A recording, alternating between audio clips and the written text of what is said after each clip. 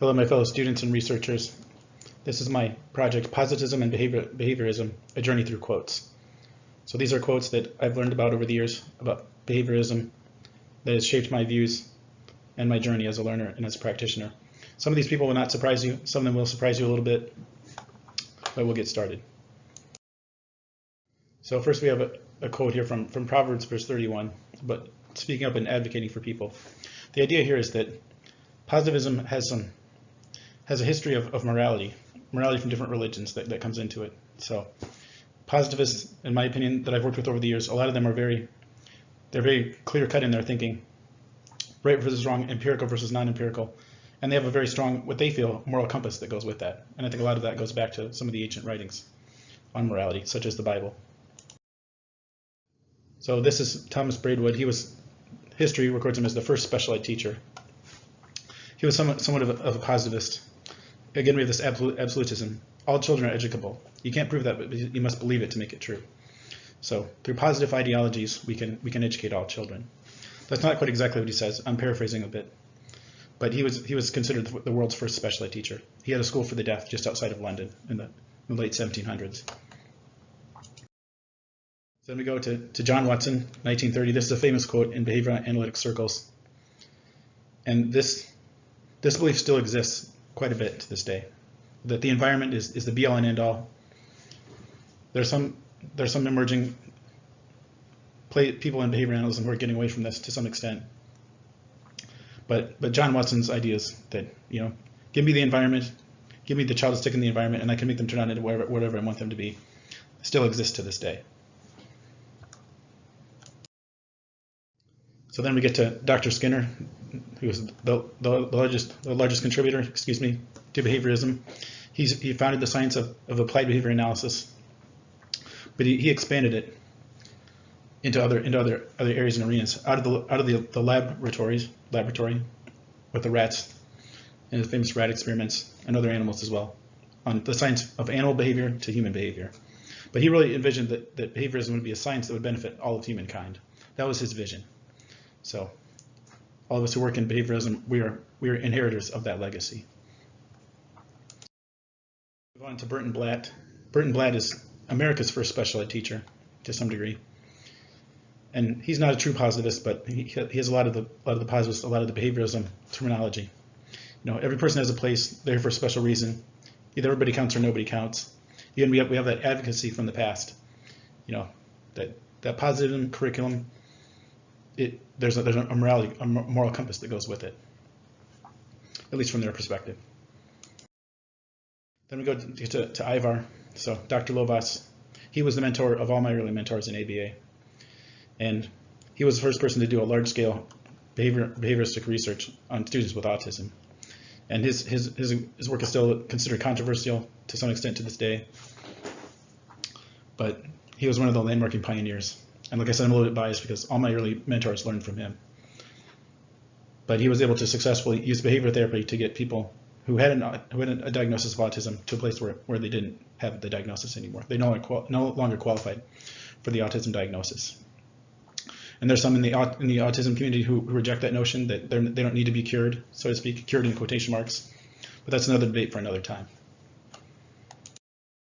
Then we come to Ogden Lindsley. He was one of Skinner's first students.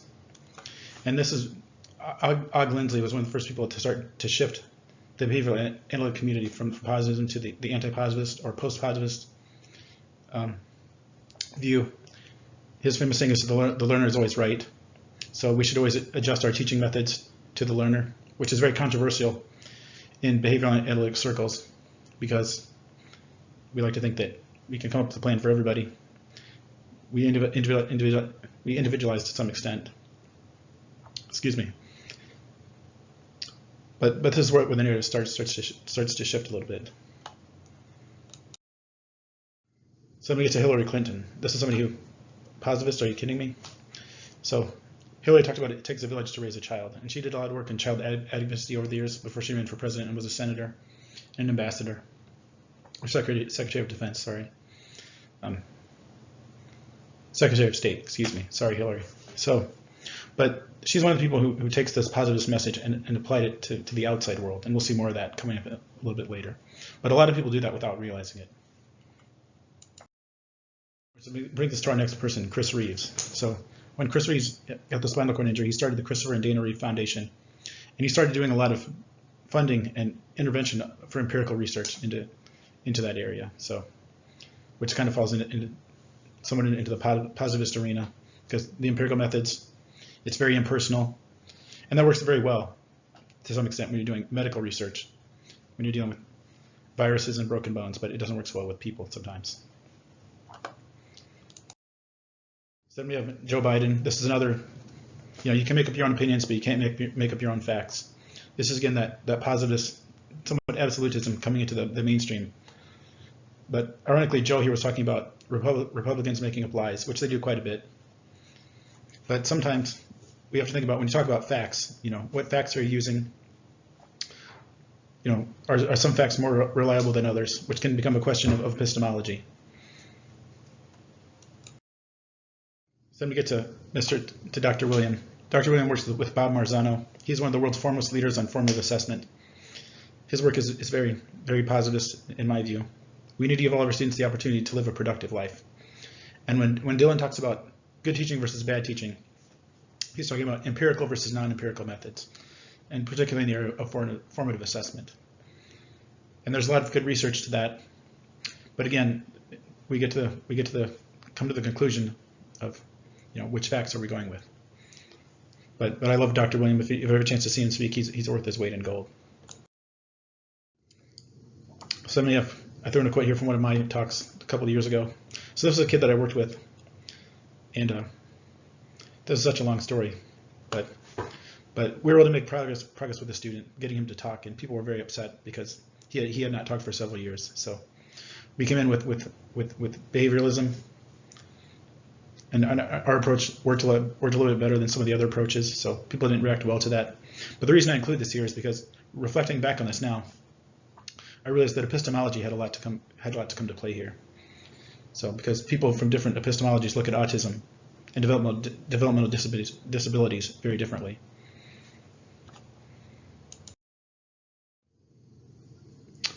So then we have Leonard Nimoy, another one who was a big support of empirical research in the latter years of his life. His was on anti-smoking because he smoked for a long time. So he brought some of that empirical research to the mainstream. So not a big one here, but I'm a big Leonard Nimoy fan. I've been there with Bill Shatner as well. But he was also an accomplished director. But again, I don't want to get off track.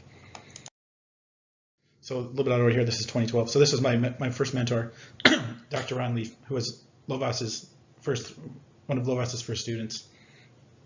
And he talks about ADA or behavioralism just being good teaching. So if you're doing good teaching, you're doing behavioralism, which I know a lot of people in this class are not going to necessarily agree with that. I'm sort of with Ron. I understand where he's coming from.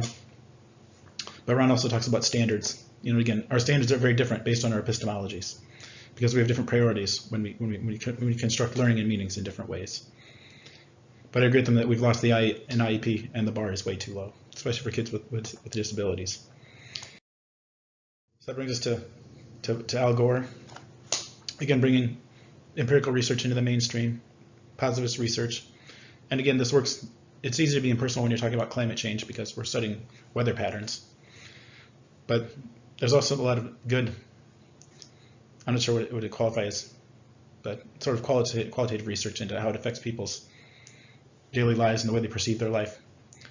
But he's talking about things like people will ask in future generations, why didn't we listen to the scientists? So why didn't we listen to the research? And there's certainly some truth to that.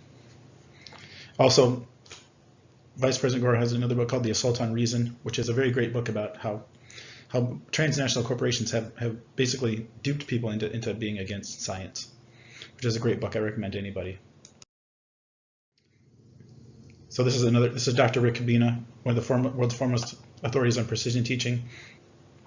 But he talks about behavioralism being a young science, and science is a marketplace of ideas. So this is, again, the shift in that narrative.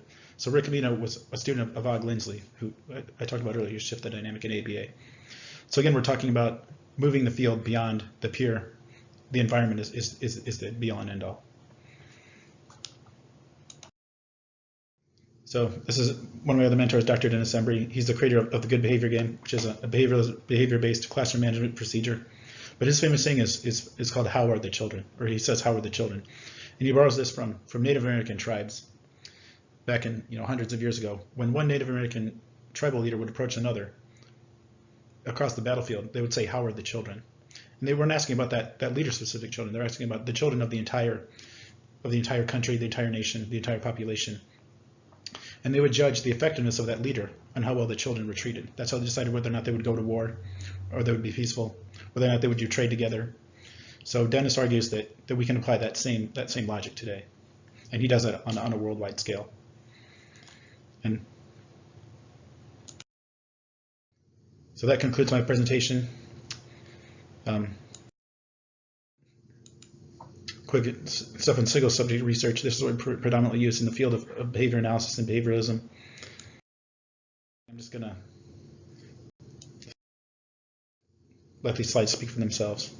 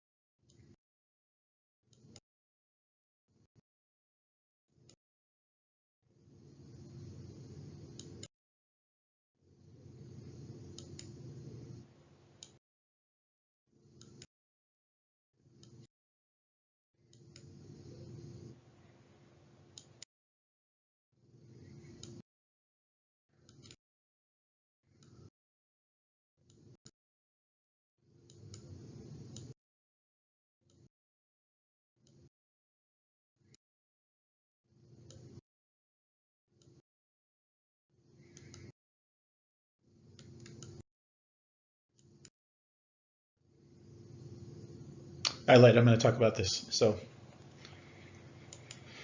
we talked a little bit in our readings about evidence-based practices. So single subject research and behavioralism is all over this because we have lots of empirical research.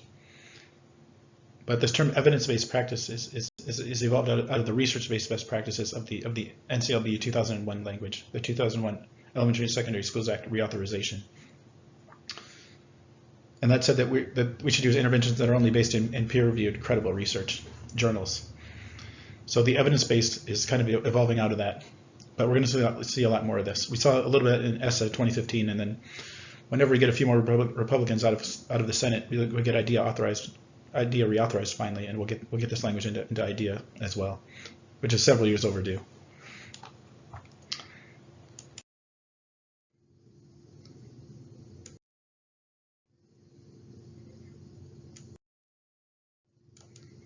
So that concludes my webinar of one. Thank you for all of you who watched through the entirety. Sorry for the ramblings a little bit. I hope that I gave you a little bit of a deeper understanding of behavioralism and positivism, and sort of the way we've kind of moved into anti-positivism or post-positivism over the years. Thank you, and have a good day. And God bless America.